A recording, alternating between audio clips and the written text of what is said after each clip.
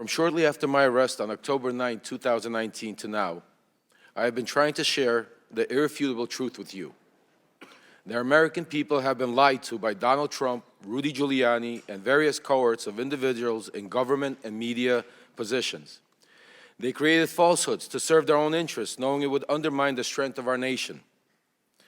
From November 2018 to October 2019, I was a key participant and a witness to numerous efforts to prove that Joe and Hunter Biden were linked to corruption in Ukraine.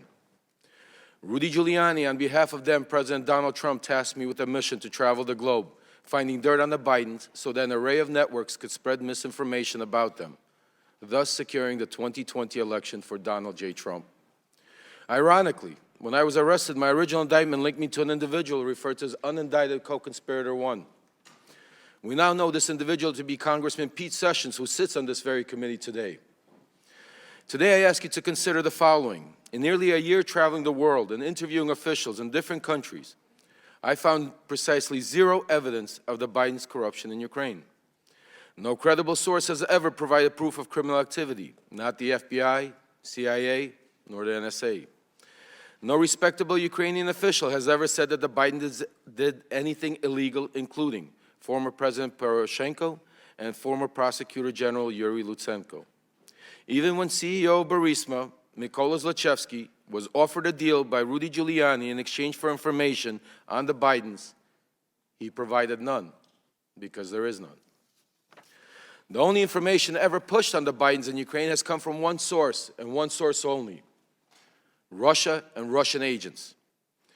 The impeachment proceedings that bring us here now are predicated on false information spread by the Kremlin. Everyone involved knew they were sharing lies. From Trump and Giuliani's shadow diplomacy, through my missions to Ukraine and elsewhere, to members of a BLT team, a group convened for the sole purpose of investigating and damaging the Bidens.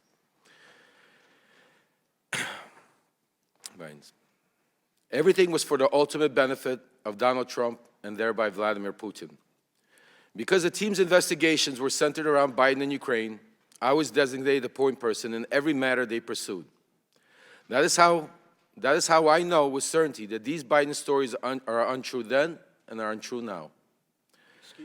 Congressman Pete Sessions, then Congressman Devin Nunes, Senator Ron Johnson, and many others understood they were pushing a false narrative. The same goes for John Solomon, Sean Hannity, and media personnel, particularly at Fox News, who used this narrative to manipulate the public ahead of the 2020 elections. Sadly, they are still doing this today as we approach the 2024 elections. We cannot separate this conspiracy from the Russian-Ukraine war because Trump has no intention to keep aiding Ukraine. Without the support of the United States and NATO, millions in Ukraine will suffer and die. If we allow Russia to defeat Ukraine, eventually that suffering will reach American shores. Today, I admit my own wrongdoings. I have been a convicted federal election campaign and fraud crimes and served my sentence. I do not hide that from reality. It is part of my truth. Despite rigorous attempts by those in power to silence me, I will be silenced no longer. Thank you to the committee for allowing me to speak. I look forward to answering any and all of your questions. Thank you.